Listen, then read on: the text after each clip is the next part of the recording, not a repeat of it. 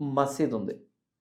ఆ మసీదు మీదుగా కొంతమంది అయ్యప్ప స్వామి మాల వేసుకున్న వాళ్ళు వెళ్ళాలి. ఒక హ్మ్. యాత్ర ఏదో ఈ క్రమంలో ఏంటంటే, ఆ మసీదులో ఉన్న వ్యక్తులొచ్చి, పోలీసుల దగ్గరకొచ్చి, మేము పలానప్పుడు కోర్ట్‌లో పెట్టుకున్నాం. మాకు కోర్టు అనుమతి ఇచ్చిందేంటంటే, మా మసీదుకి ఇంత దూరం వరకు ఇక వేరే మతస్థులు వారి భక్తికి సంబంధించినవి చేయకూడదని మేమెప్పుడో కోర్ట్‌లో తెచ్చుకున్నామని చూపించారు.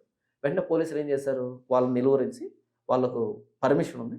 కాబట్టి మీరు అక్కడి నుంచి వెళ్ళకూడదు. అక్కడ మీరేం చేయకూడదని చెప్పారు. హ్మ్. వాళ్ళు అటువైపు హ్మ్. ఇది మంచి సంప్రదాయం. వీళ్ళు వాళ్ళు నమ్ముతున్నారా? వీళ్ళు నమ్ముతున్నారా? అన్నది కాదిక్కడ. కాదు. గవర్నమెంట్ మనకేం చెప్పిందంటే, ఇక్కడ గుడి ఉంది గదా! ఈ చుట్టుపక్కల ఈ యాక్టివిటీ చేయకూడదు. ఇక్కడ హ్మ్. చర్చ్ ఉంది కదా! ఈ చుట్టుపక్కల ఇలాంటి యాక్టివిటీ చేయకూడదు. ఇక్కడ మసీదు ఉంది.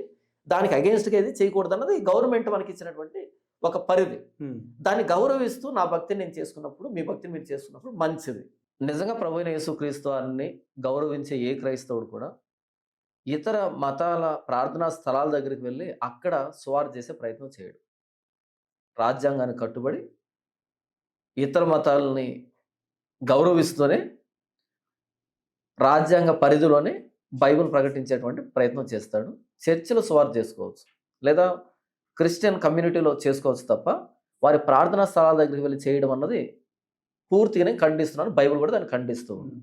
అదేవిధంగా హిందువుల మనోభావాలు దెబ్బతీసే విధంగానే కాకుండా, ఇప్పుడు పిల్లలు స్కూల్‌లో చదువుకుంటూ ఉంటారు.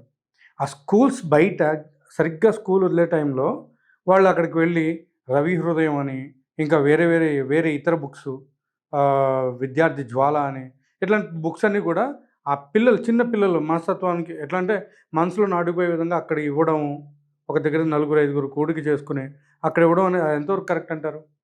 అంటే ఇది ట్రాక్ట్స్ పంచడం, పాంప్లెట్స్ పంచడం, చిన్న చిన్న పుస్తకాలు ఇవ్వడం, బైబిల్స్ కూడా ఇస్తున్నారు బైబిల్స్ ఇవ్వడం అదేం తప్పు కాదు. స్కూల్స్‌లోకెళ్ళి కూడా. అది తప్పు కాదు. ఎట్లా అండి? ఎందుకు అంటే ఇప్పుడు చాలా అడ్వర్టైజ్‌మెంట్స్ ఇస్తున్నాం.